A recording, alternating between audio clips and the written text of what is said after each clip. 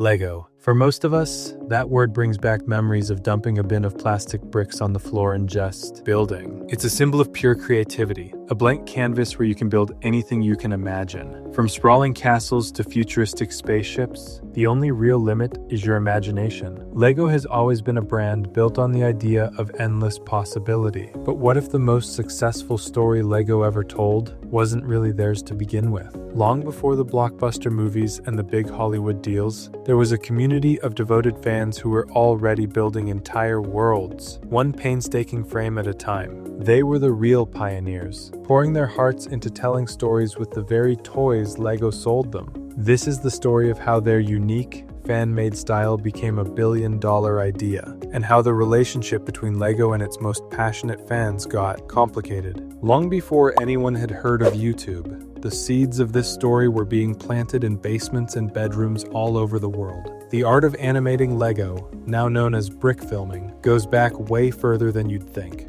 The first known brick film was made all the way back in the early 1970s by two Danish cousins, Lars and Henrik Hassing. They wanted to make a special anniversary gift for their grandparents. Using a Super 8 camera and a pile of Lego, they created a 6-minute stop-motion film called Journey to the Moon. And this was no simple home movie. The boys drew detailed storyboards to plan every single shot, because film stock was expensive, and they couldn't afford to waste a single frame. Their movie depicted the Apollo 17 mission, but since minifigures hadn't been invented yet, they used simple, cylinder-shaped brick people. They came up with clever little tricks like using fishing line to make things float, which gave the whole thing a quirky, handmade charm. When they sent the film to Lego's managing director, the company was so impressed that the boys and their family got a full tour of the Lego factory and were sent home with huge new sets. It was a perfect moment. Fans get creative, and the company they love celebrates them for it. As technology got better, so did brick filming, but it was the dawn of the internet that really blew things up. Websites like brickfilms.com became the spot where a global community could finally connect, share their work, and trade secrets. What used to be a lonely hobby was now a full-blown subculture. These fans weren't just building what was on the box. They were creating worlds with personality and a chaotic, handmade energy that you'd never see in an official Lego commercial. They were making something that felt more authentic to what it's actually like to play with Lego. So, what made these fan films so special? It wasn't high production value.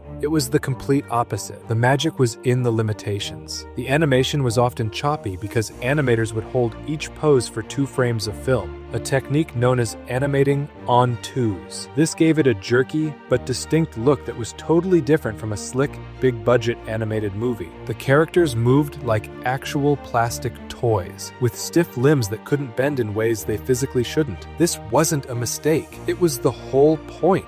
This dedication to the rules of Lego gave brick films a real tactile feeling. You could almost feel the plastic in your hands. The lighting was often just a single, harsh desk lamp, exactly like an amateur animator would use in their basement. These creators embraced their limits, and in doing so, they developed a visual language that was all their own. It was a style born from pure passion and necessity, and it was a huge hit with other fans. This was the total opposite of Lego's own early attempts at animation in things like their Bionicle series, where slick CGI characters would stretch and bend like they were made of rubber, completely disconnected from the actual toy. The fan community was quietly creating something far more authentic. As the brick filming community grew, there was no way Lego could ignore it. But the company's reaction wasn't always the warm hug the Hassing brothers had received. A tension started to build. On one hand, Lego had this amazing community of fans creating free advertising for them. On the other, their carefully managed brand was being used in ways they couldn't control. This tension became clear with a landmark brick film called The Magic Portal. It was created between 1985 and 1989 by a teenage Australian animator named Lindsay Flay in his parents' basement on a 16mm camera. The film was a sci-fi epic, blending stop motion and live action, and even used custom-drawn faces to give the minifigures more expression.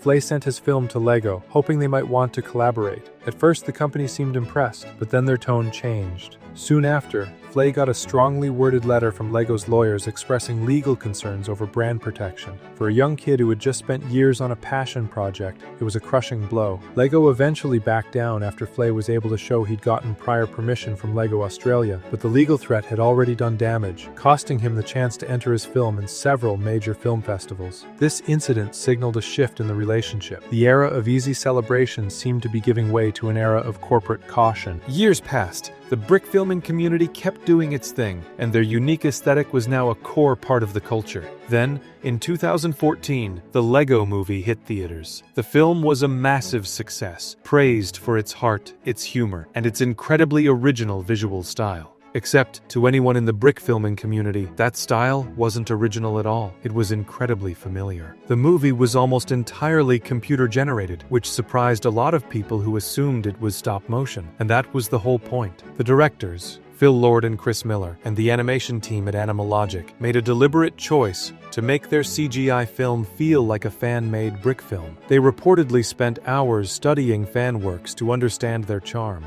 And you can see that research all over the final film. The animation is intentionally choppy to mimic that on-twos feel. There's no motion blur. Instead, when a character moves fast, they're replaced by a brick blur, a custom-built LEGO sculpture that looks like a streak. The digital minifigures move with the same limited motion as the real toys. The animators even added digital fingerprints, scratches, and seam lines to the bricks to make them feel used and real. Doing this for real in stop motion was estimated to take over 10 years and 15 million bricks, so CGI was the only way to get that epic scale, while keeping the aesthetic fans had spent decades creating. Many fans also see direct homages to the community in the film. For instance, in the movie's live-action segment, the boy, Finn, holds up a cardboard tube with the words "Magic Portal" on it, a parallel that's hard to ignore for those who know the story of Lindsay Flay's film. The film's entire climax, where the LEGO world breaks through to meet its human creator, also mirrors the plot of the Magic Portal. In one scene, the movie even features a screen showing several actual shorts submitted by fans. It was a quiet acknowledgement from the filmmakers about where the inspiration really came from.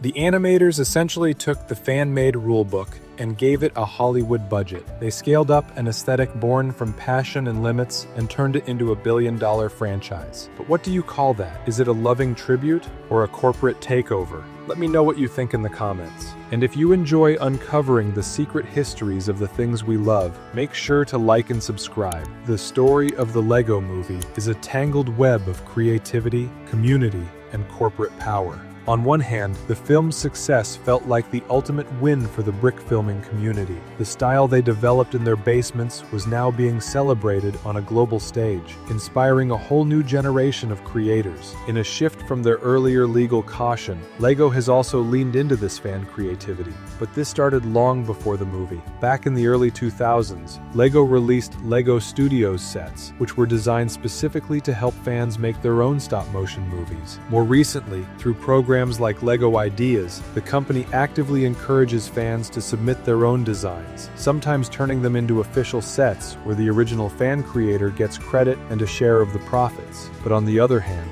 it's hard to shake the feeling of a movement being co-opted. The soul of brick filming, that resourceful, handmade underdog spirit, was digitally replicated and productized for the masses. The same company that once sent intimidating legal letters to its fans was now profiting from a polished, large-scale version of their work. It leaves us with a tricky question. Did the fans win when their ideas took over the world, or did the corporation win by figuring out how to sell the fans' own creativity back to them? The answer, like any great LEGO build, isn't simple. It's made of a lot of different pieces.